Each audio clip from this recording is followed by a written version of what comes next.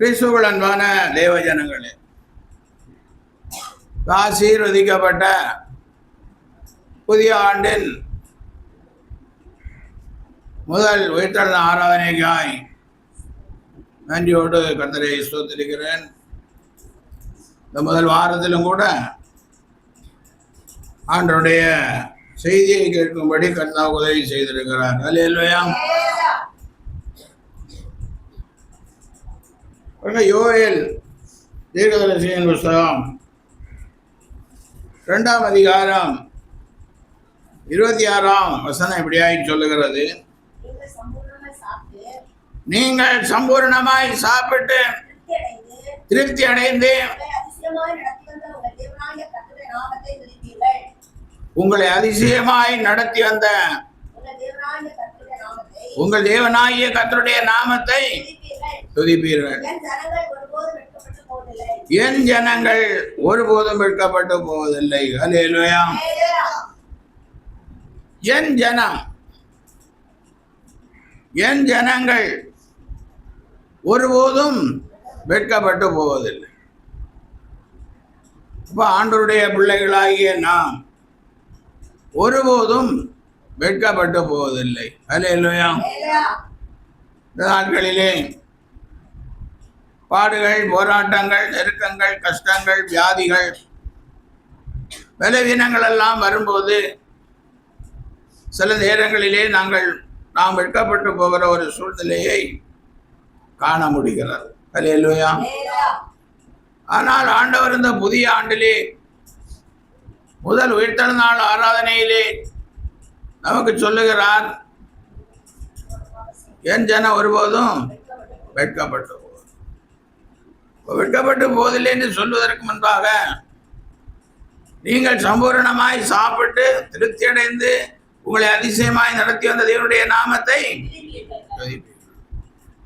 அப்போ ஆகாரம் ஒரு முக்கியமான காரியமாக இருக்கிறது. அல்லேலூயா. பாருங்க, யுத்தம் நடக்கிற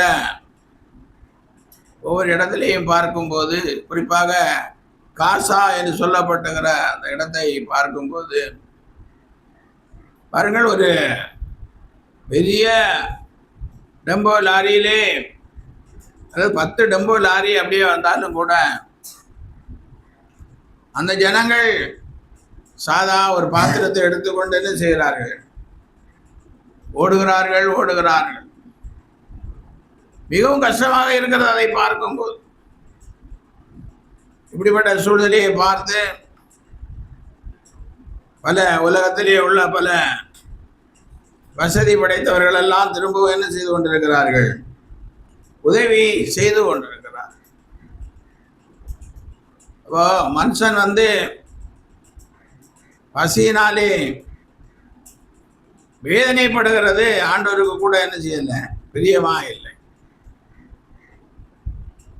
அதனால சொல்ற, நீங்கள் சம்பூர்ணமாய் சாப்பிட்டு திருப்தி அடைந்து உங்களை அதிசயமாய் நடத்தி வந்த தேவனுடைய நாமத்தை. அப்ப நல்ல சம்பூர்ணமா நம்ம இப்ப சாப்பிடுகிறோம். ஆண்டவர் நல்ல ஆகாரத்தை நமக்கு கொடுத்திருக்கிறார். அல்லேலூயா. நல்ல ஆகாரத்தினால் ஆதரிக்கப்படுகிற நாம் என்ன செய்யணும்? திருப்தி அடைந்த பிறகு என்ன செய்யணும்? அவருடைய நாமத்தை துதிக்கணும். அவருடைய நாமத்தை துதிக்கிறோமா? அப்படி துதித்தால் என் ஜனம் ஒருபோதும் வெட்கப்பட்டு போகும். சிங்கக்குட்டிகள் கூட தாட்சி அடைந்து பட்டினியாக இருக்கும். கர்த்தரை தேடுகிறவர்களுக்கு நன்மையும் குறையும். கர்த்தரை துதிக்கிறவர்களுக்கு ஒரு நன்மையும் குறைவிடாதபடி நடத்த நமது ஆண்டவர் சுத்தமாக இருக்கும். இன்றையுள்ள சூழ்நிலையை நாம் நினைத்து பார்க்க கூடாது. நாமும் பல வருடங்களுக்கு முன்பாக ஒரு 50 வயது ஆனவர்களுக்கு தெரியும், தமிழ்நாட்டிலே கூட என்ன வந்தது? ஆகார குறை வந்தது. இன்னும் கொஞ்சம் நாளுக்கு முன்ன பார்த்தீங்கன்னா, ஒரு 10-20 வருஷத்துக்கு முன்ன பார்த்தீங்கன்னா, தண்ணி சென்னை பட்டணத்துக்கு என்ன இல்லை, குடிக்கிறதுக்கு தண்ணி இல்லை. கூட்ஸ் ட்ரெயின்ல எல்லாம் கிருஷ்ணா நீரை கொண்டு வந்து விநியோகம் பண்ணினார்கள். அல்லேலூயா. அப்போ எப்போ எந்த சூழ்நிலை வரும் என்று நமக்கு தெரியாது. இப்ப எங்கேயோ நடந்து கொண்டிருக்கிறது, நமக்கு எப்போ வருவேன்னு நமக்கு சொல்ல முடியாது. அல்லேலூயா. அதனாலதான் ஆண்டவர் சொல்ல, என் ஜனம் ஒருபோதும் வெட்கப்பட்டு போவதில்லை. அப்ப வெட்கப்பட்டு போகாமல் இருக்கணும்னு சொன்னா ஆண்டவருடைய பிள்ளைகளாய் நாம் ஜீவிக்க வேண்டும், ஆண்டவரை துதிக்க வேண்டும். அல்லேலூயா. ஆண்டவரை துதிக்கும் போது மாம்ச தேகம் உள்ள யாவுக்கும் அவர் ஆகாரம் கொடுக்கிறவர் என்று வேதம் சொல்லுது. அப்ப மாம்ச தேகம் உள்ள நமக்கு ஆகாரம் இல்லாமல் ஏன் போகிறது? ஆண்டவரை துதிக்காமல் போகிறது. அல்லேலூயா. பாருங்க, அடுத்த மேல் வசனம் 25ஆம் வசனம் சொல்லுகிறது, நான் உங்களிடத்தில் அனுப்பின என் பெரிய சேனை ஆகிய வெட்டுக்கிளிகளும் பச்சை கிளிகளும் முசுக்கட்டை பூச்சிகளும் பச்சை புழுக்களும் பட்சித்த வருஷங்களின் விளைவை உங்களுக்கு திரும்ப அளிப்பேன். அல்லேலூயா. ஆண்டவர் பெரிய சேனையை அனுப்புகிறார், பெரிய சேனையாகிய வெட்டுக்கிளிகளை அனுப்புகிறார், பச்சை கிளிகளை அனுப்புகிறார், முசுக்கட்டை பூச்சிகளை அனுப்புகிறார், பச்சை புழுக்களை எல்லாம் அனுப்புகிறார். அல்லேலூயா. இவைகள் பயிரை என்ன செய்கிறது? நாசம் பண்ணுகிறது. நமக்கு வர வேண்டிய ஆசீர்வாதத்தை அழித்து போடுகிறது. அதனால நமக்கு ஆகாரம் இல்லாமல் போகிறது. அல்லேலூயா. ஆனாலும் ஆண்டவர் சொல்லுகிறார், இப்படிப்பட்ட அழிவை பார்த்த நமக்கு அந்த சேனைகள் பட்சித்த வருஷங்களின் விளைவை உங்களுக்கு திரும்ப தருவேன் என்று ஆண்டவர் சொல்லுகிறார். அல்லேலூயா. இப்போ எத்தனையோ பேர் சொல்லுவாங்க, நான் 6 மாதம் வேலை இல்லாமல் இருந்தேன், இல்லை 1 வருஷம் வேலையே இல்லாமல் இருந்தேன், ரொம்ப கஷ்டப்பட்டேன், கடன் வாங்கி தான் சாப்பிட்டேன்னெல்லாம் சொல்லுவேன். ஆனால் ஆண்டவர் என்ன சொல்ல, ஆண்டவரை துதிக்கும் போது அந்த வருஷத்தின் விளைவை ஆசீர்வாதத்தை நமக்கு திரும்ப தருவார். அல்லேலூயா. வேலை இல்லாத நாட்களில் நாம் பட்ட கடன்களை எல்லாம் தீர்க்கும்படியாக ஆண்டவர் நமக்கு என்ன செய்வார்? உதவி செய்வார். இப்போ வேலை இல்லாத இருந்தேன்னு சொல்லி புலம்பிட்டு இருக்கிறது மாத்திரமல்ல, ஆண்டவரை நாம் என்ன செய்ய வேண்டும்? துதிக்கிறவர்களாக இருக்க வேண்டும். அப்படி துதிக்கிறவர்களாக இருந்தால் சம்பூரணமாய் சாப்பிட்டு திருப்தி அடைந்து அதிசயமாய் நடத்தி வந்த தேவனுடைய நாமத்தை என்ன செய்யலாம்? துதிக்கலாம். அல்லேலூயா. அப்படி துதித்தீங்கன்னா என் ஜனம் ஒருபோதும் வெட்கப்பட்டு போகுது, தேவனுடைய பிள்ளைகள் வெட்கப்பட்டு போவதில்லை. அல்லேலூயா. வருகை எத்தனையோ தடவை பூமி அதிர்ச்சிகள் எல்லாம் பல இடங்களிலே வந்திருக்கிறது. எவ்வளவோ பெரிய பணக்காரர்கள், பேங்கில் பணம் இருக்கிறது, பூமி அதிர்ச்சி வந்து இடமே தரைமட்டம் ஆகி போனால் பேங்கில் இருக்க பணம் எடுக்க முடியுமா? கார் வேணும் நம்ம கையில், நம்ம வீடே தரைமட்டம் ஆகி போச்சு, எப்படியோ தப்பி பிழைச்சேன்னு வச்சுங்க. அல்லேலூயா. நமக்கு என்ன பண்ண முடியும்? அரசாங்கம் கொடுக்குற அந்த ரொட்டி துண்டுக்காக தான் நம்ம என்ன செய்ய வேணும்? காத்திருக்கணும், டிவியில் அப்படியே காத்திருக்கணும். அதுவும் நம்ம எத்தனை தடவை இந்த தொலைக்காட்சியிலே எல்லாம் பார்த்துருக்கிறோம். பிள்ளைகளை, சின்ன பிள்ளைங்களை எல்லாம் தூக்கி வச்சு கொண்டு அவ்வளோ பெரிய மனுஷர்கள் எல்லாம் அப்படியே வரிசையிலே நின்று கொண்டிருக்கிறதை பார்க்கும்போது எவ்வளோ வேதனையாக இருக்கிறது. அல்லேலூயா. அதனால தேவனுடைய பிள்ளைகளே, இதிலே நாம் பெருமை அடிப்பதற்கு ஒன்றுமில்லை. எப்போ எது நடக்கும் என்பதற்கும் சொல்ல முடியாது. அல்லேலூயா. வேதம் நமக்கு பொய் சொல்லவில்லை. என் ஜனம் ஒருபோதும் வெட்கப்பட்டு போகுது. இதுதான், தேவனுடைய ஜனங்கள் ஒருபோதும் வெட்கப்பட்டு போவதில்லை என்று ஆண்டவர் சொல்லுகிறார். அப்பதான் வெட்கப்பட்டு போகாமல் இருக்க வேண்டும் என்று சொன்னால் பாருங்க, 34ஆம் சங்கீதம் 5ஆம் வசனம். அவர்கள் அவரை நோக்கி பார்த்து பிரகாசம் அடைந்தார்கள், அவர்கள் முகங்கள் வெட்கப்படவில்லை. அல்லேலூயா. அப்போ ஆண்டவரை நோக்கி பார்த்தவருடைய முகங்கள் வெட்கப்படவில்லை. அல்லேலூயா. இப்போ ஆண்டவரை நோக்கி பார்க்கிறவர்களாய் நாம் இருக்க வேண்டும். இல்லாத சமயத்திலே நோக்கி பார்க்கிறவர்களாய் மாத்திரமல்ல, இருக்கிற நேரத்தில் ஆண்டவரை நோக்கி பார்க்கிறவர்களாய் இருக்க வேண்டும். நோக்கி பார்க்கிற மனமுடையவர்களாய் இருக்க வேண்டும். அப்பதான் நம்முடைய முகம் பிரகாசிக்கும். குறை இருந்தா பிரகாசிக்குமா? அப்போ நிறைவு இருந்தாதான் நம்முடைய முகம் பிரகாசிக்கும். இப்ப பாருங்க, எத்தனையோ வியாதியஸ்தர்கள் எல்லாம் இந்த உலகத்திலே இருக்கிறார்கள். அதிலும் குறிப்பாக பிரஷர், சுகர் வியாதி உள்ளவர்கள் எல்லாம் இருக்கிறார்கள். அதுக்கு டாக்டரே சொல்லுவாங்க, நீ நிறைய சாப்பிடணும்னா கொஞ்சமாவது என்ன செய்யணும், சரியான வேலைக்கு சாப்பிட்டு மாத்திரையே சாப்பிடணும். அல்லேலூயா. அப்போ பற்றாக்குறைன்னு ஒன்று வந்து போச்சது, ஆகாரம் இல்லை என்று கொண்டு வந்த சூழ்நிலை வந்து போனால் அப்படிப்பட்ட வியாதியஸ்தர்கள் நிலைமை என்ன ஆகும்? அவர்களை பார்த்து கொண்டிருக்கிற குடும்பத்தாருடைய நிலைமை என்ன ஆகும்? யோசித்து பாருங்க. அதனால கிறிஸ்துவுக்குள் அன்பானவர்களே, நாம் அவரை எப்பொழுதும் நோக்கி பார்க்கிற பிள்ளைகளா இருக்க வேண்டும். அல்லேலூயா. அப்படி நோக்கி பார்க்கிற பிள்ளைகளா இருந்தால்தான் ஆசீர்வாதத்தை ஆண்டவர் நமக்கு கொடுத்து கொண்டே இருப்பார். பாருங்க, 25ஆம் சங்கீதம் 15ஆம் வசனத்திலே, என் கண்கள் எப்பொழுதும் கர்த்தரை நோக்கி கொண்டிருக்கிறது, அவரே என் கால்களை வளைக்கி நீங்களாக்கி விடுவார். அல்லேலூயா. என் கண்கள் எப்பொழுதும் கர்த்தரை நோக்கி கொண்டிருக்கிறது. அல்லேலூயா. இப்ப சங்கீதக்காரனுடைய கண்கள் எப்பொழுதும் கர்த்தரை நோக்கி கொண்டே இருந்தது என்று சங்கீதக்காரன் சொல்லுகிறார். அப்படி நோக்கி கொண்டிருந்ததனால் என் கால்களை வலக்கி, அவரே என் கால்களை வலக்கி நீங்களாக்கி விடுகிறார். இப்போ குருவி வலைக்கு வலை போடுறாங்க, மீனுக்கெல்லாம் வலை போடுறாங்க. அப்போ வலையில் அகப்பட்டதுடைய நிலைமை என்ன ஆகும்? வலையில் அகப்பட்டா மரணம்தான். குருவியானாலும் சரி, மீனானாலும் சரி, வலையில் மீனை பிடிச்சி அதை வெளியே கொண்டாந்து அது உயிர் இழந்ததுக்கப்புறம் நமக்கு என்ன ஆகுது? ஆகாரமாய் மாறுகிறது. அதே மாதிரி இங்கே நாம் ஆண்டவரை நோக்கி பார்க்கவில்லை என்றால் நம்முடைய கால்கள் என்ன செய்யும்? வலையில மாட்டி, பிசாசுக வலையில மாட்டி. இப்போ பிசாசுக வலையில தான் மாட்டிக்கிட்டான்னா நம்ம நிலைமை என்ன ஆகும்? அவ்வளோதான், நம்முடைய வேலை மரணம்தான்.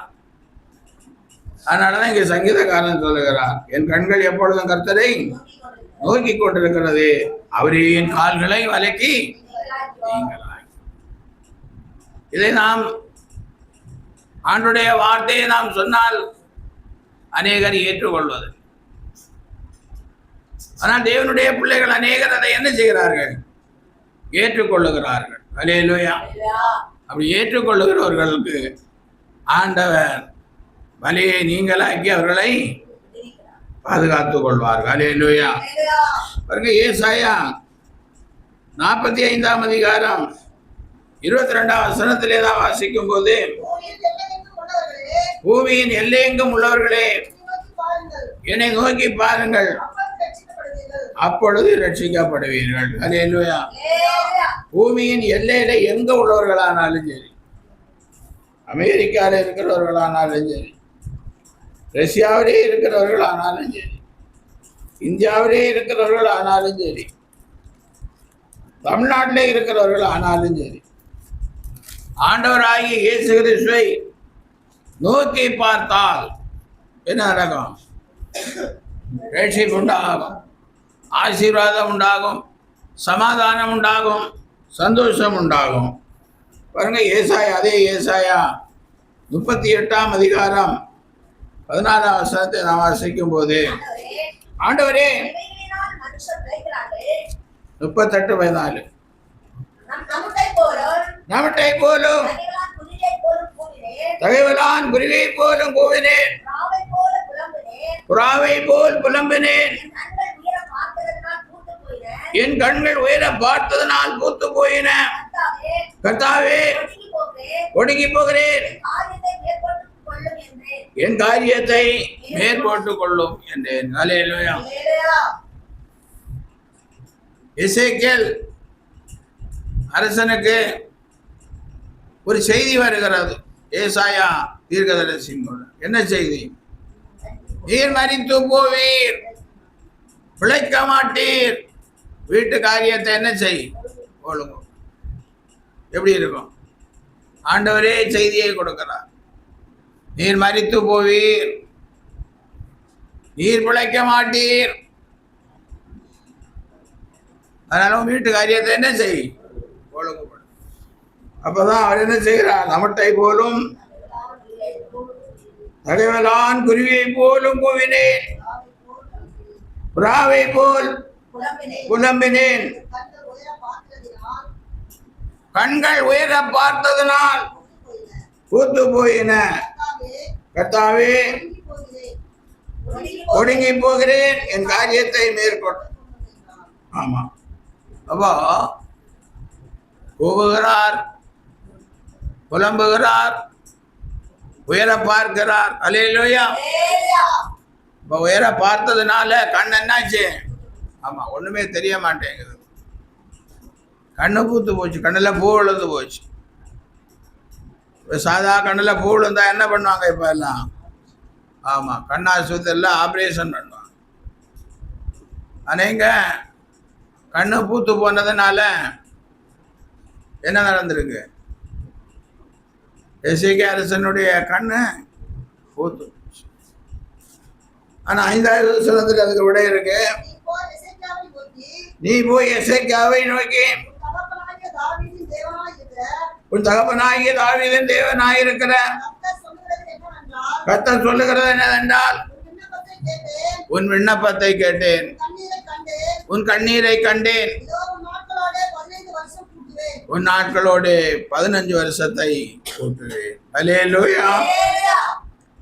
உன் விண்ணப்பத்தை கேட்டேன், உன் கண்ணீரை கண்டேன். உயர பார்த்து என்ன பண்ணாரு? விண்ணப்பம் பண்ணினார். கண்ணீரோடு விண்ணப்பம் பண்ணினார். அல்லேலூயா. சத்தத்தோடு விண்ணப்பம் பண்ணினார், புலம்பலோடு விண்ணப்பம் பண்ணினார்.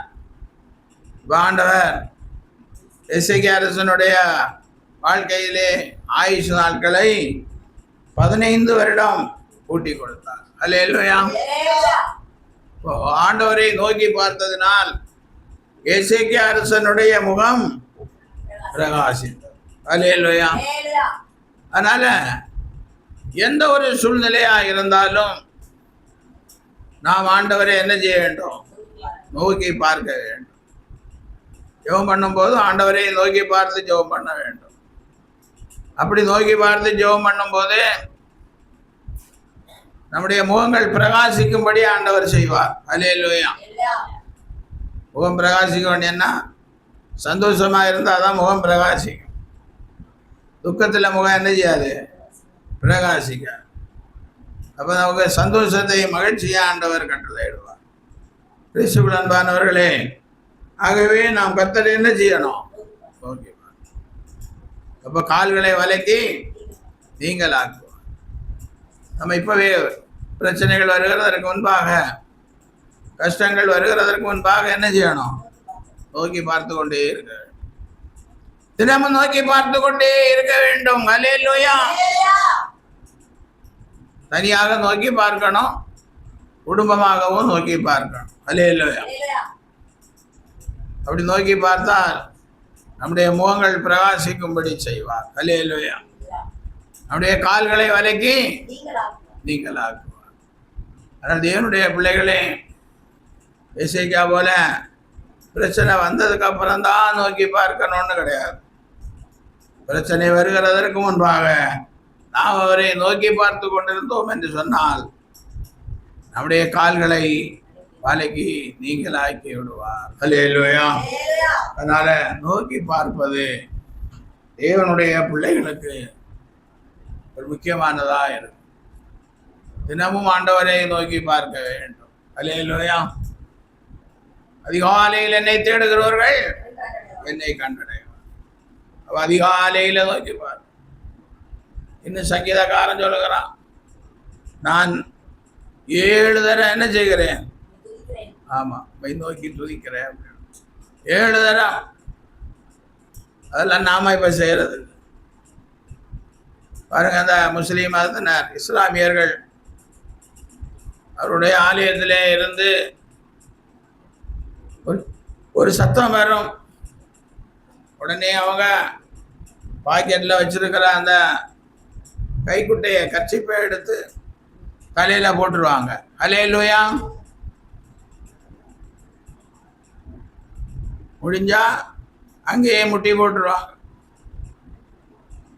இல்லைன்னா மனசுக்குள்ளையாவது என்ன பண்ணுவாங்க? வேண்டுதல் செய்கிறார். ஆனா நாம் 7 தரம் பண்ணுகிறோமா? ஒரு தரமாவது பண்ணுகிறோமா? நினைத்து பாருங்கள். அல்லேலூயா. அடுத்தபடியாய் பார்க்கும்போது 22வது சங்கீதம் 5வது வசனம்.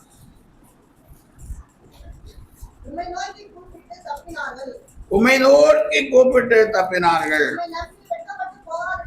உம்மை நம்பி வெட்கப்பட்டு போகாதிருந்தார்கள். அல்லேலூயா. பாருங்க, உம்மை நோக்கி கூப்பிட்டு தப்பினார்கள், உம்மை நம்பி வெட்கப்பட்டு போகாதிருந்தார்கள். கர்த்தரை நோக்கி பார்த்ததினால், இவன் நோக்கி கூப்பிட்டதினால் என்ன நடக்கிறது? தப்பி குத்து கொள்ளும்படியான ஒரு போக்கை ஆண்டவர் கூப்பிடுகிறார். அல்லேலூயா. கூப்பிட வேண்டும். கூப்பிடுவது மிக அவசியமான ஒரு காரியம்.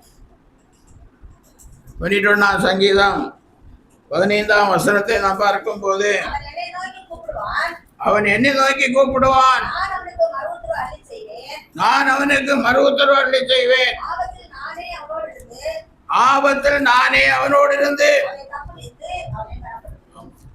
அவன் என்னை நோக்கி கூப்பிடுவான், நான் அவனை என்ன செய்வேன்?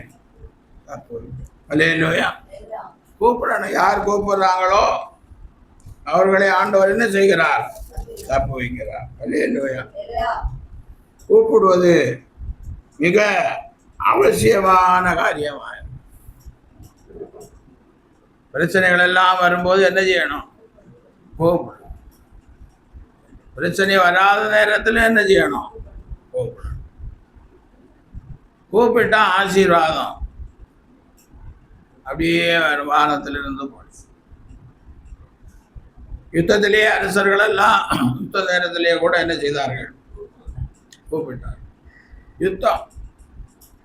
யுத்தத்திலே தோற்று போனால் மரணம்தான். அப்படிப்பட்ட சூழ்நிலையிலே கூட கூப்பிட்டு இருக்கிறார்கள். பாருங்க, 2 நாளாகமம் 14ஆம் அதிகாரம் 11ஆம் வசனத்தை நான் வாசிக்கும் போது, ஆசா தன் தேவனாகிய கர்த்தரை நோக்கி கூப்பிட்டு, கர்த்தாவே, பலமுள்ளவனுக்காகிலும் பலனற்றவனுக்காகிலும் உதவி செய்வது உமக்கு லேசான காரியம். எங்கள் தேவனாகிய கர்த்தாவே, எங்களுக்கு துணை நில்லும். உம்மை சார்ந்து உம்முடைய நாமத்தில் ஏராளமான இந்த கூட்டத்திற்கு எதிராக வந்து, கர்த்தாவே, நீர் எங்கள் தேவன், மனுஷன் உம்மை மேற்கொள்ள விடாதையும் என்றான். அல்லேலூயா. ஆசா தன் தேவனாகிய ஆண்டவரை நோக்கி கூப்பிடுகிறான். கர்த்தாவே, பலமுள்ளவனுக்காகலும் பலனற்றவனுக்காகலும் உதவி செய்கிறது உமக்கு லேசான காரியம். அல்லேலூயா. அதனால கர்த்தாவே, எங்களுக்கு துணை நில்லும். எங்கள் தேவனாகிய கர்த்தாவே, எங்களுக்கு துணை நில்லும் என்று ஆசா சொல்லுகிறான். பலன் உள்ளவனுக்கானாலும் நீங்க உதவி செய்வீங்க, பலன் அற்றவனுக்கானாலும் உதவி செய்யுங்க. உண்மை நோக்கி கூப்பிட்டால் என்ன பண்ணுவீங்க? உதவி செய்யுங்க. அதனால உமை நோக்கி இப்ப என்ன செய்கிறான்? கூப்பிடும். பரலோகத்தின் தேவனை நோக்கி கூப்பிடுகிறோம். சிறுசை கர்த்தரை நோக்கி கூப்பிடுகிறோம். ரட்சகரை நோக்கி கூப்பிடுகிறோம். உதவி செய்கிறவரை நோக்கி கூப்பிடுகிறோம். அல்லேலூயா. அதனால என்னுடைய பிள்ளைகளே, ஆண்டவரை நோக்கி கூப்பிடும் போது நிச்சயமாக ஆண்டவர் நம்முடைய வாழ்க்கையிலே அற்புதங்களை செய்கிறார். அவன் என்னை நோக்கி கூப்பிடும், நான் அவனுக்கு மறு உத்தரவு அருளி செய்வேன். அல்லேலூயா. ராஜா கூப்பிட்டாலும் அவனுக்கும் மறு உத்தரவு செய்யும். விசுவாசிகள் கூப்பிட்டாலும் மறு உத்தரவு அருளுவார். ஆண்டுடைய ஊழியர்கள் கூப்பிட்டாலும் மறு உத்தரவு அருளுவார். அல்லேலூயா. யார் கூப்பிட்டாலும், பலன் உள்ளவன் கூப்பிட்டாலும் மறு உத்தரவு அருளுவார். பலன் இல்லாதவன் கூப்பிட்டாலும் மறு உத்தரவு அருளுவார். அல்லேலூயா. பலமுள்ளவனுக்காகிலும் பலனற்றவனுக்காகிலும் உதவி செய்கிறது உமக்கு லேசான காரியம். எங்கள் தேவனாகிய கர்த்தாவே, எங்களுக்கு துணை நில்லும். உம்மை சார்ந்து உம்முடைய நாமத்தில் ஏராளமான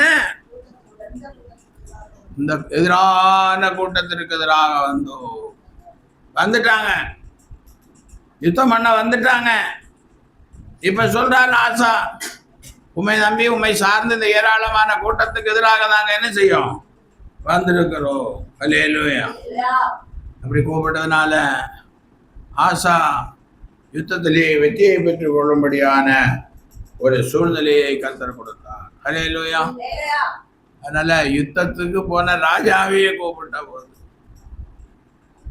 ஆண்டவர் வெற்றியை கொடுக்கிறார் என்று சொன்னால், இரவும் பகல் அவரை நோக்கி கூப்பிடுகிற அவருடைய பிள்ளைகளுக்கு வெற்றியை கொடுப்பாரா, கொடுக்க மாட்டாரா? நிச்சயமாக கொடுப்பார். சின்ன காரியம் ஆனாலும் சரி, பெரிய காரியம்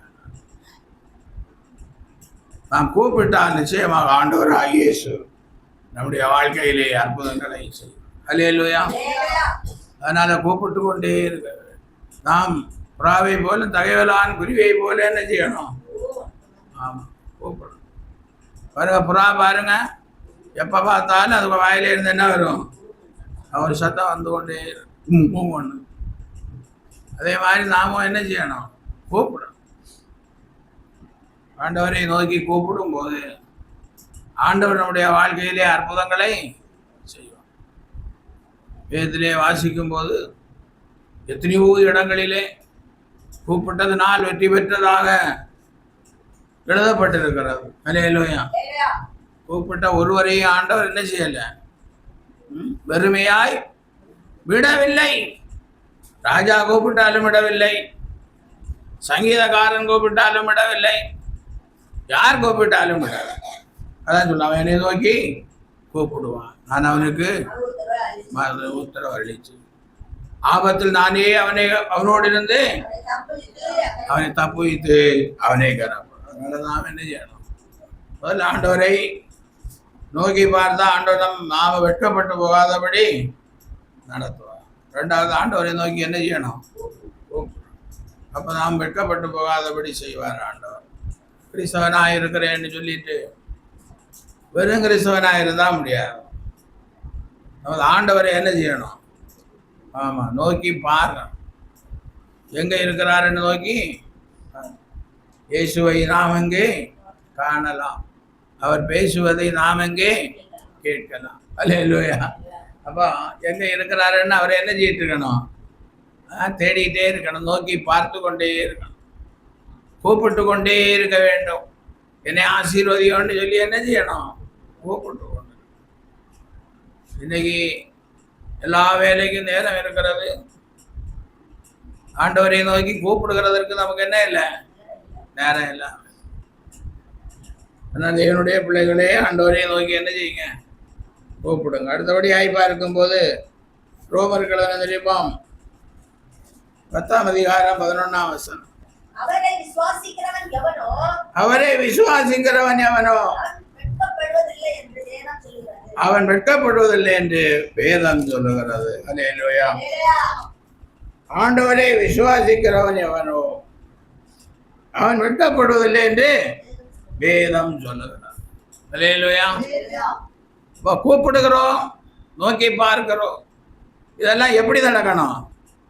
விசுவாசத்தோடு நடக்கணும். ஆண்டவர் எனக்கு உதவி செய்வார் என்ற விசுவாசத்தோடு நடக்க வேண்டும். அல்லேலூயா.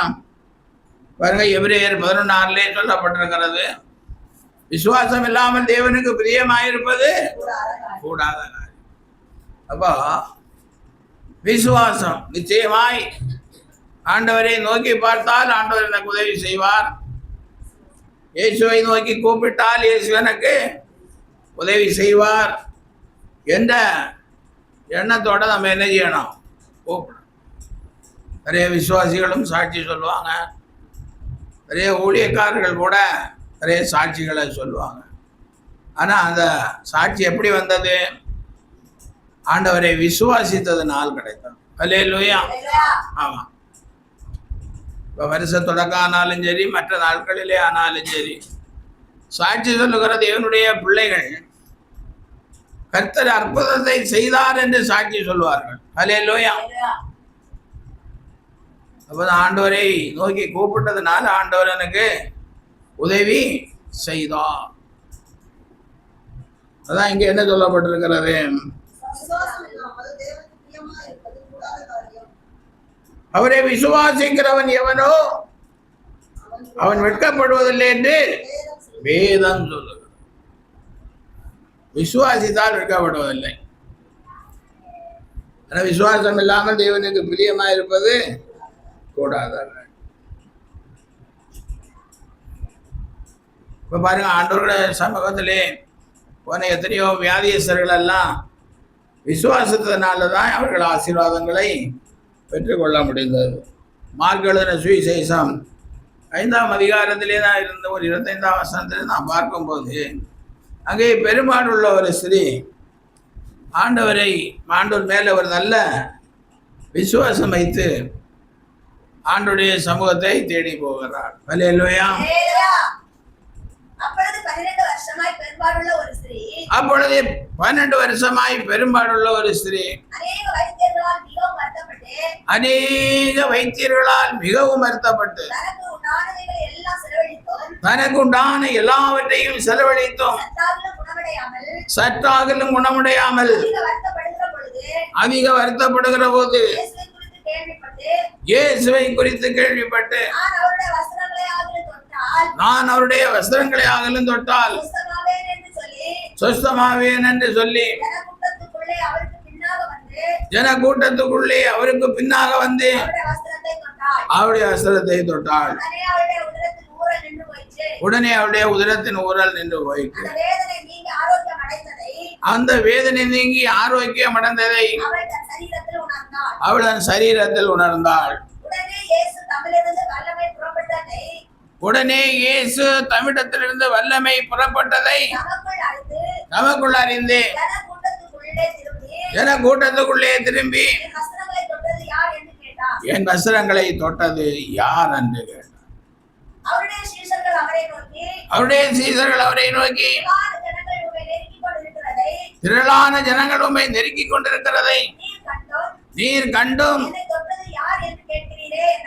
என்னை தொட்டது யார் என்று கேட்கிறீரே என்றார்கள். இதை செய்தவளை காணும்படிக்கு அவர் சுற்றிலும் பார்த்தார். தன்னிடத்தில் நடந்ததை அறிந்த ஸ்திரீயானவள் பயந்து நடுங்கி அவர் முன்பாக வந்து விழுந்து எல்லா விவரத்தையும் சொன்னார். அவர் அவளை பார்த்து, மகளே, உன் விசுவாசம் உன்னை ரட்சித்தது, நீ சமாதானத்தோட போய் உன் வேதனை நீங்கி சுகமாயிரு என்றார். அல்லேலூயா. அப்போ இயேசுவை குறித்து கேள்விப்பட்ட போதே அவள் என்ன செய்தாள்? விசுவாசிக்கிறாள். அப்ப விசுவாசித்து கேள்விப்பட்டது எல்லாவற்றையும் விசுவாசிக்கிறாள். அல்லேலூயா. ஆண்டுடைய சரீரத்திலிருந்து வல்லமை புறப்பட்டு போனதனால் அநேகர் சுகமாகிறார்கள் என்பதை கேள்விப்பட்டாள், அதை விசுவாசித்தார். அல்லேலூயா. அப்போ தன்னிடத்தில் இருக்கிற வியாதியை ஒரு ஆண்மகனிடத்தில் எப்படி சொல்வது? சொன்னாதானே அவர் தொட்டு சுகப்படுத்துவார். அல்லேலூயா. ஆனால் அவள் சொல்லாமல் ரகசியமாய் போய் அவருடைய வஸ்திரத்தை தொட்டாள். அல்லேலூயா. அப்பொழுது அவளுடைய சரீரத்திலிருந்து என்ன புறப்பட்டது? வல்லமை புறப்பட்டு அந்த பெரும்பாடுள்ள ஸ்திரீயை சுகப்படுத்துறது. அல்லேலூயா. அநேக வைத்தியர்களாலும் தங்கள் ஆஸ்திகளை விற்று செலவு பண்ணியும் சுகம் வராத அந்த நோயை ஆண்டவருடைய வஸ்திரத்தை தொட்ட போது என்ன வந்தது? சுகம். சரி, அதோட அவளும் ஓடி வரல. இயேசு கிறிஸ்து அதை இந்த ஜனங்களுக்கு சொல்ல வேண்டும் என்று விரும்பி என்னை தொட்டது யார் என்று கேட்கிறார். அல்லேலூயா.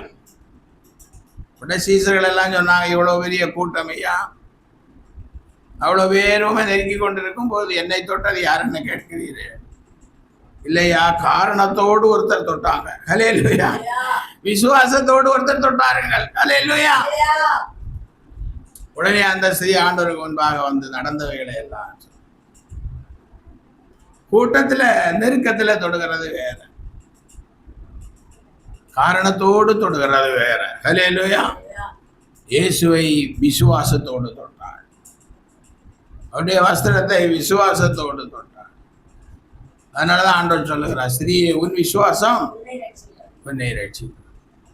நீ சமாதானத்தோடு போ, வேதனை நீங்கி சுகமாயிரு. இனி அந்த பிரச்சனை உனக்கு வரவே வராது. அல்லேலூயா. மருந்து நாள் தீராத அந்த வியாதி இப்பொழுது உனக்கு சுகமாயிருக்கிறது. வைத்தியர்களால் சுகப்படுத்த முடியாத வியாதி இப்பொழுது உனக்கு சுகத்தை கொடுத்திருக்கிறது. ஆண்டவருடைய வல்லமை உனக்கு சுகத்தை கொடுத்திருக்கு.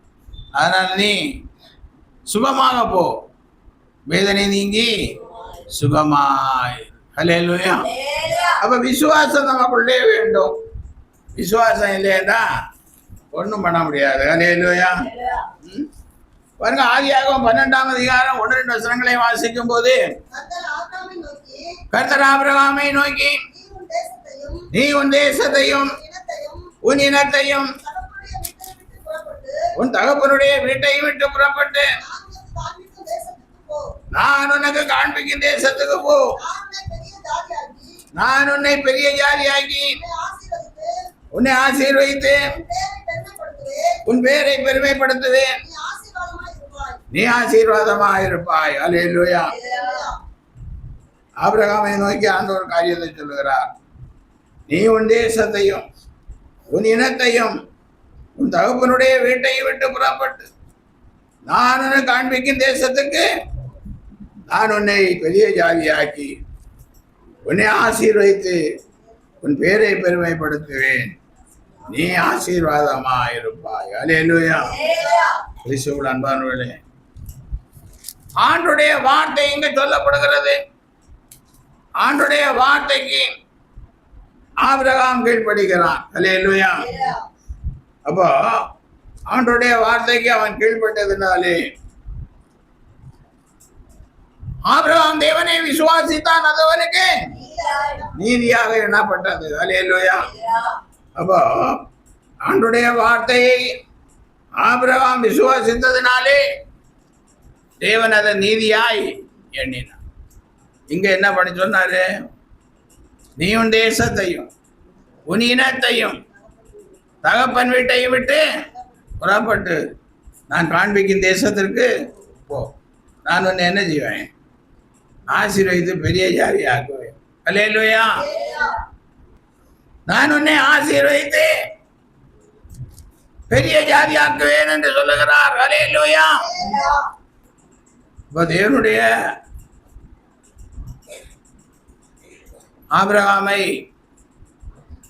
அழைத்த தேவன் ஆபிரகாமுக்கு ஒரு காரியத்தை சொல்லுகிறார். நீ என்ன செய்யணும்? உன் தேசத்தை விடணும், உன் இனத்தை விடணும், உன் தகப்பன் வீட்டை விடணும். அல்லேலூயா. எல்லாம் விட்டுதான் நான் காண்பிக்கும். ஆபிரகாம் தேவனை விசுவாசித்தான், அது அவர் நீதியாக எண்ணப்பட்டது. இன்றைக்கு இவனுடைய பிள்ளைகள் எவ்வளவு பேர் இருக்கிறார்கள். எதை விட்டார்கள்? இல்லை, எதை விட்டோம் ஒன்றும் வெளியரங்கமாய் தெரியவில்லை, விட்டதை ஒன்றும் தெரியவில்லை. ஹல்லேலூயா. எனக்கு தெரிஞ்ச ஒரு அருமையான ஊழியக்காரி சகோதரி, எல்லாம் விட்டு ஆண்டுடைய ஊழியத்திற்கென்று வந்தவர்கள். திருமணமே ஆகாமல் ஆண்டவருக்கென்று ஊழியம் செய்யும். ஒரு நாள் அவங்க ஊருக்கு போய் கொண்டிருக்கிறாங்க.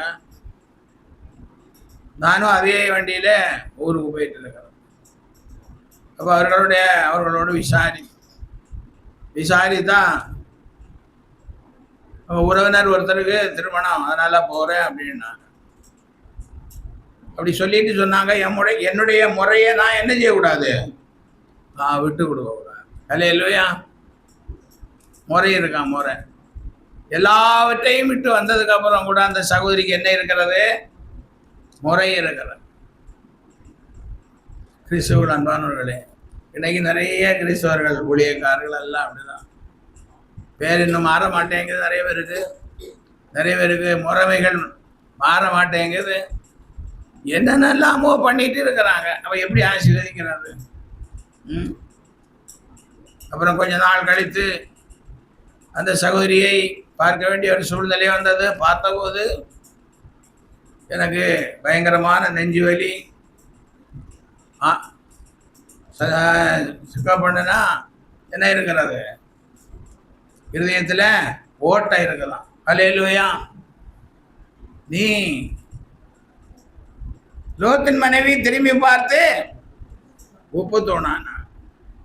இந்த சகோதரி விட்டு வந்த இடத்தை திரும்பி பார்த்ததுனால் இருதயத்தில் என்ன வந்துச்சுது? ஓட்டம் வந்துச்சு. நிறைய ஓட்டம் வந்துச்சுது. இருதயம் அடைச்சதுன்னெல்லாம் சொல்லுவாங்க. யார் வேணுமானாலும் சொல்லுவாங்க, திடீர்னு சொல்லுவாங்க. ஹல்லேலூயா. இது பெருமைக்காக சொல்லலை நான். அதுக்கெல்லாம் காரணம் என்ன? இப்படி நாம் திரும்பி பார்த்ததுனால். ஹல்லேலூயா. திரும்பி பார்த்ததுனால என்ன இருக்குது? பல பிரச்சனைகள் வந்திருக்கிறது. ஹல்லேலூயா. இப்போ விசுவாசத்தை என்ன செய்யக்கூடாது? விடக்கூடாது. ஒரு காலத்திலே விசுவாசத்தை விடக்கூடாது. விசுவாசம் சொல்லுகிறது தேவனை சார்ந்து கொள்வது. ஹல்லேலூயா. தேவனுக்கு கீழ்ப்படிவது, தேவனுக்கு பிரியமாய் ஜீவிப்பது, அதான் விசுவாசம். பரிசுத்தமான விசுவாசம்னு யூதாவின் புஸ்தகத்தை எடுத்து வாசிக்க. யூதாவின் புஸ்தகம் 1ஆம் அதிகாரம், ஒரு அதிகாரம் தான் இருக்குது. 22ஆம் வசனம். நீங்களோ பிரியமானவர்களே, உங்கள் மகா பரிசுத்தமான விசுவாசத்தின் மேல் உங்களை உறுதிப்படுத்திக் கொண்டு பரிசுத்த ஆவிக்குள் ஜெபம் பண்ணி தேவனுடைய அன்பிலே உங்களை காத்துக்கொண்டு நித்திய ஜீவனுக்கு ஏதுவாக நம்முடைய கர்த்தராகிய இயேசு கிறிஸ்துவினுடைய இரக்கத்தை பெற காத்திருங்கள். ஹல்லேலூயா. நீங்களோ பிரியமானவர்களே, உங்கள் மகா பரிசுத்தமான விசுவாசத்தின் மேல் உங்களை உறுதிப்படுத்திக் கொண்டு. ஹல்லேலூயா. பரிசுத்த ஆவிக்குள் எப்பொழுது என்ன செய்யணும்? ஜெபம் பண்ணி தேவனுடைய அன்பிலே உங்களை நித்திய ஜீவனுக்கு ஏதுவாக நம்முடைய கர்த்தராகிய இயேசு கிறிஸ்துவினுடைய இரக்கத்தை பெற காத்து. நான் இதை சொல்லுகிறேன், உண்மையை சொல்லுகிறேன், பொய்யை சொல்லவில்லை. ஹல்லேலூயா. எத்தனையோ சகோதர சகோதரிகள் தங்கள் காரியங்களை சொல்லுகிறார்கள். நான் கஷ்டப்படுவதற்கு இதுதான் காரணம் என்று சொல்லுகிறார்கள். ஹல்லேலூயா. இனி ஒரு சகோதரன் ஒரு காரியத்தை சொல்லுகிறார். நான் ஆண்டவருடைய பிள்ளையாய் இருக்கிறேன், என் பிள்ளைகளை அப்படியே வளர்த்தேன். திடீரென ஒரு வசதி உள்ள இடத்திலே இருந்து எங்கள் பொண்ணுக்கு ஒரு வரன் வந்தது. கூட இருந்த குடும்பத்தார் எல்லாரும் சொன்னாங்க, அவங்க எதுவும் கேட்கல, வசதியான இடம் கொடுத்துருப்பான்னு சொன்னார்கள். ஹல்லேலூயா. நானும் கொடுத்தேன். விசுவாசி. ஹல்லேலூயா. நகை போடாத விசுவாசி. வசதி உள்ள இடம் வந்தது. அவங்களே சொல்லிட்டாங்களா, நகையெல்லாம் நாங்கள் போட்டுக்கிறோம், எல்லாம் நாங்கள், எல்லா செலவும் நாங்கள். அதனால் அவர் சொல்லுகிறார், முடிவு என்ன ஆயிடுச்சு, கொஞ்ச நாள்லே அந்த திருமணம் பண்ணினவன் அந்த ஆள் இறந்து போயிட்டார் ஏதோ ஒரு வியாதியில். ஹல்லேலூயா. பொண்ணு விதவை ஆகிட்டான். அவர் சொல்லுகிறார், நீ வந்ததுனால தான் என் பையன் இறந்து போயிட்டான்னு சொல்லி குடும்பத்தார் பொண்ணை துரத்தி விட்டுட்டான். இப்போ அந்த பொண்ணு தகப்பன் சொல்லுகிறார், அவள் இன்னும் என்னோடு கூட தான் இருக்கிறாள். என்னை காப்பாற்றிக்கவே எனக்கு முடியாத சூழ்நிலையில் அவளும் வந்து என்னோடு கூட இருக்கிறாள். ஆண்டவருக்கு துரோகம் பண்ணிட்டேன், ஆண்டவரை மறுதளிச்சுட்டேன், விசுவாச வாழ்க்கையை உதறி தள்ளி விட்டேன் என்று சொல்லி கண்ணீர் வடி. அல்லேலூயா. இப்படி எத்தனையோ காரியங்கள் நடந்து கொண்டு இருக்கிறது. இதை ஏன் சொல்லுகிறேன் என்றால், நாமும் இதே மாதிரி பின்னிட்டு பார்ப்போம் என்றால், விசுவாசத்தை விட்டு விலகி போவோம் என்றால், நம்முடைய வாழ்க்கையில இப்படிதான் நடக்கும். இது சாபம் எடுக்கிறதுன்னு நினைக்காதீங்க, நடக்கிறதா அப்படி நடக்கும். ஒருத்தருக்கு நடந்தது, நடக்க வச்சிருக்கார். இஸ்ரேல் ஜனங்களுக்கு என்ன நடந்தது, அதே மாதிரி இன்றைக்கும் தேவனுடைய பிள்ளைகளாகிய நமக்கு இவைகளெல்லாம் சம்பவிக்கும். அடுத்தபடியாக பாருங்க, ஏசாயா 49ஆம் அதிகாரம் 23ஆம் வசனம். ராஜா உன்னை வளர்க்கும் தந்தைகளும்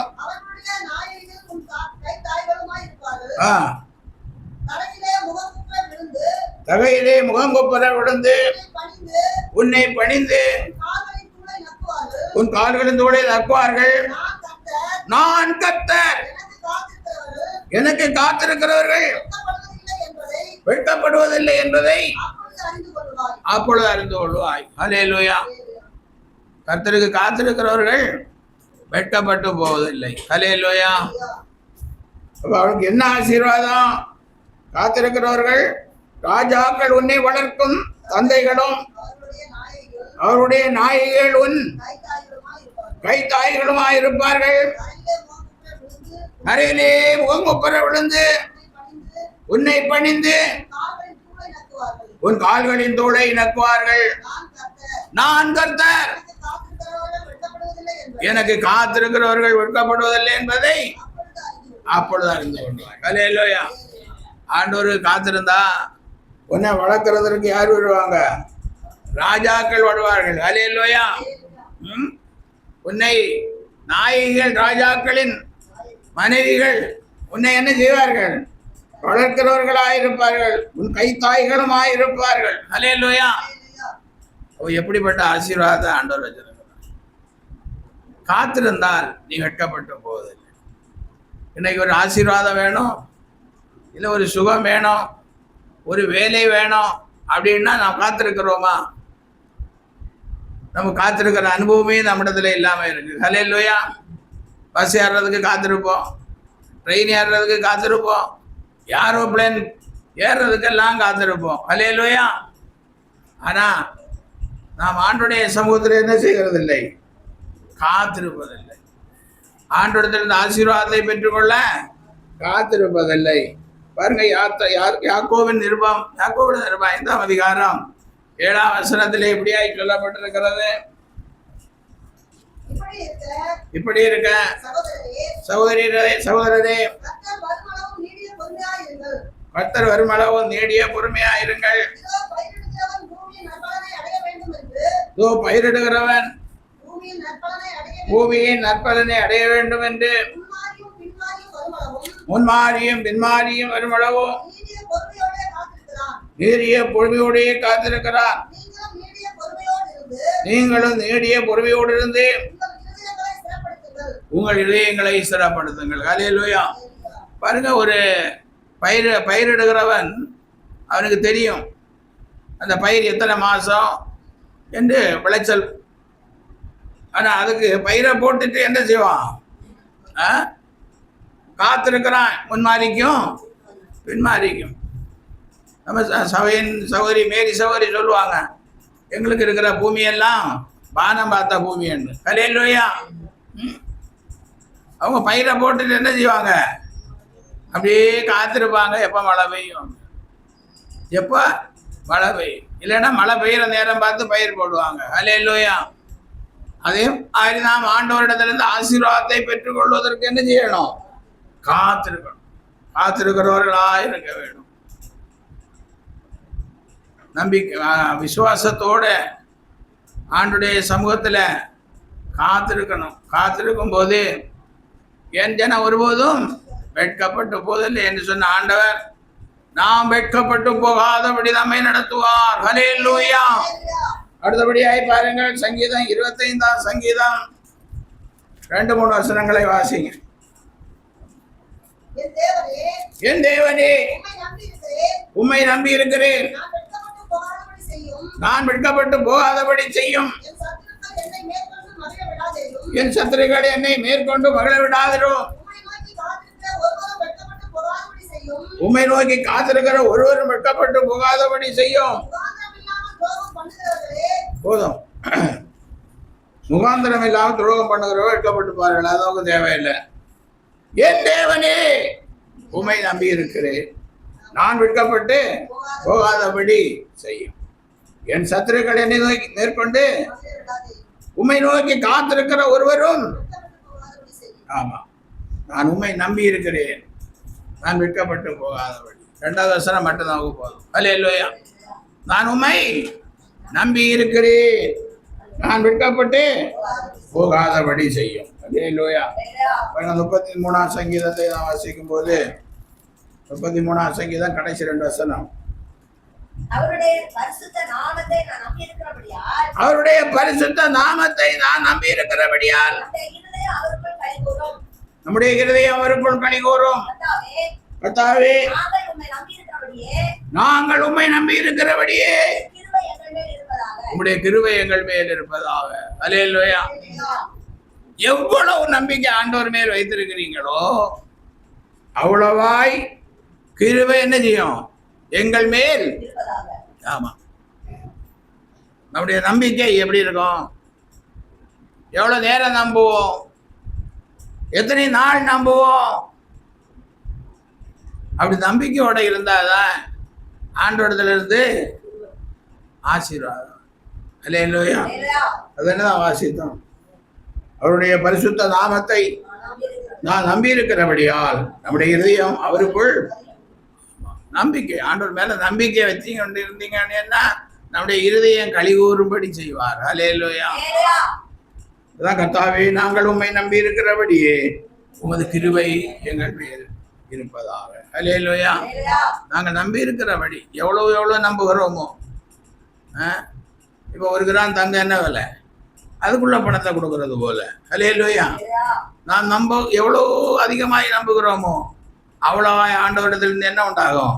கிருபை பெருகும். ஹல்லேலூயா. அதில் கிறிஸ்துக்குள் அன்பானவர்களே, வெட்கப்பட்டு போகாது இருக்கணும்னா கர்த்தரை நோக்கி பார்க்கணும். நோக்கி பார்க்கிற முகங்கள் என்ன செய்யறதில்லை? வெட்கப்படுவதில்லை.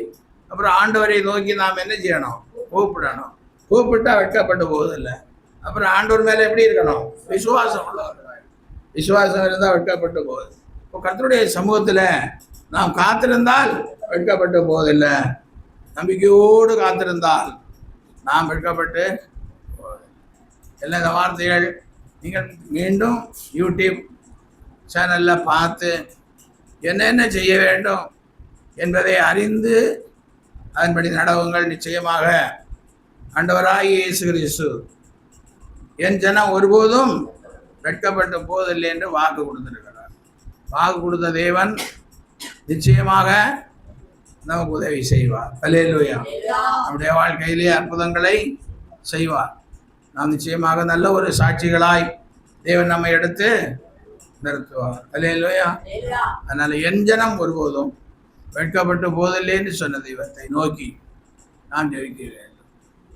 இந்த ஜனம், ஆண்டவரே, என் ஜனம் ஒருபோதும் வெட்கப்பட்டு போவதில்லை என்று சொன்னீங்களே, நினைத்தரலும் என்னை நினைத்தரலும்னு சொல்லி நம்ம என்ன செய்யணும்? ஜெபம் பண்ணணும். ஜெபம் பண்ணலைன்னா ஒன்றும் நடக்காது. ஆண்டவரிடத்தில் கேட்கலைன்னா ஒன்றும் நடக்கவே நடக்காது. அதனால ஆண்டவரே, என் ஜனம் ஒருபோதும் வெட்கப்பட்டு போவதில்லை என்று சொன்னேன். ஆண்டவரே, உம்முடைய பிள்ளையாய் இருக்கிற எனக்கு எல்லா சூழ்நிலையிலும் இருக்கிற எல்லா வெட்கமான சூழ்நிலைகளையும் மாற்றி என்னை ஆசீர்வதியோன்னு நம்ம கேட்கணும். ஹல்லேலூயா. அப்படி கேட்பீங்கன்னு என்ன, நிச்சயமாக நீங்கள் சம்பூர்ணமாய் சாப்பிட்டு திருப்தி அடைந்து உங்களை அதிசயமாய் நடத்தி வந்த தேவனுடைய நாமத்தை துதிக்க செய்வார். அல்லேலூயா. எல்லா நிலைமையிலும் ஆசீர்வாதம் தான். ஆபிரகாம் தேவனை விசுவாசித்தான், அது அவனுக்கு நீதியாக எண்ணப்பட்டார். ஒவ்வொருடைய வாழ்க்கையிலும் பரிசுத்தவான்களுடைய வாழ்க்கையில் தேவன் ஆசீர்வாதத்தை கட்டளையிட்டார் என்றால் அவர்கள் தேவனுடைய வார்த்தைக்கு கீழ்ப்படிந்ததுனால் நாமும் அவனுடைய வார்த்தையை கீழ்ப்படிவோம். நிச்சயமாக ஆண்டவருமே ஆசீர்வதித்து காணப்படும். வார்த்தைகளுக்காக கர்த்தரை சோதரிப்போம்.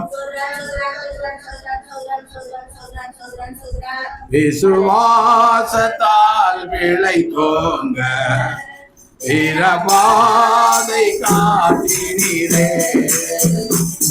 விசுவாசத்தால் பிழைத்தோங்க பாதை காட்டினீரே. வளர்ந்தே கனீரும் வாழ்வை விரும்பி வரம் வேண்டுகிறேன்.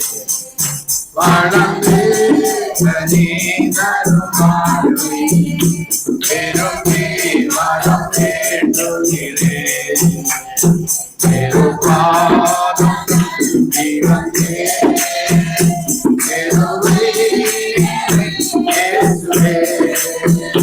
நாமதன்றை கண்களை தேவ சமூகத்திலே நாமதன்றை கண்களை தேவ சமூகத்திலே. எங்களை அதிகமாய் நேசிக்கிற பரலோகத்தின் தெய்வமே இயேசுவே, என் ஜனம் ஒருபோதும் வெட்கப்பட்டு போதில்லை என்று சொன்னீரே. வேதத்தின்படி நடக்கும் போது நாங்கள் வெட்கப்பட்டு போதில்லை என்பதை அறிந்து கொண்டோம் ஆண்டவரே. உம்மை நோக்கி பார்த்த ஒருவரும் வெட்கப்பட்டு போகவில்லை, உம்மை நோக்கி கூப்பிட்ட ஒருவரும் வெட்கப்பட்டு போகவில்லை ஆண்டவரே.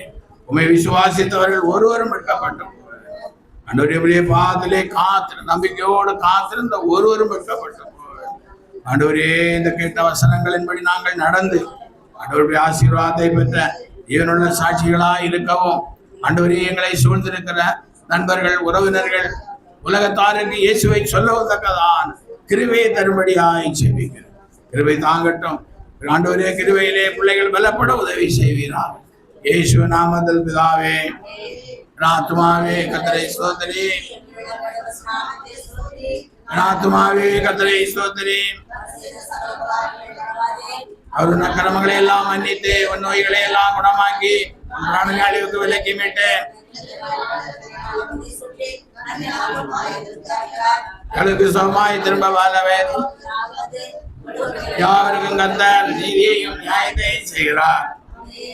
நம்முடைய கர்த்தராகிய இயேசு கிறிஸ்துவினுடைய கிருபையும் பிதாவாகிய தேவனுடைய அன்பும் பரிசுத்த ஆவியானுடைய ஐக்கியமும் நடத்தலும் அபிஷேகமும் ஆசீர்வாதம் வார்த்தை கேட்ட சகல பிள்ளைகளோடும் பரிசுத்தவான்களோடும் ஆண்டவரே நித்திய ஜீவன் ஊழியத்தோடும் என்னென்னைக்குமா இருப்பதாக.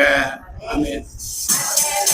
நாட்டிலே நான் வாசம் செய்தேன்.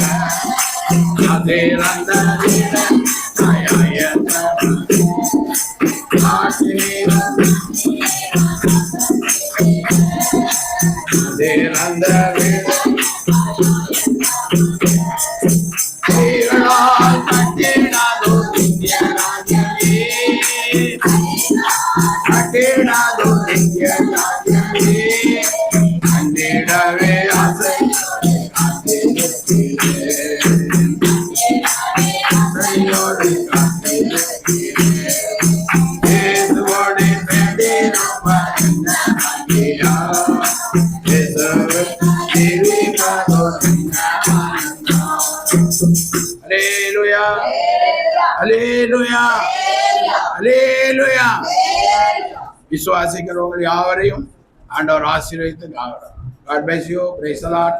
சோத்ரான் சோத்ரான் சோத்ரான் சோத்ரான்.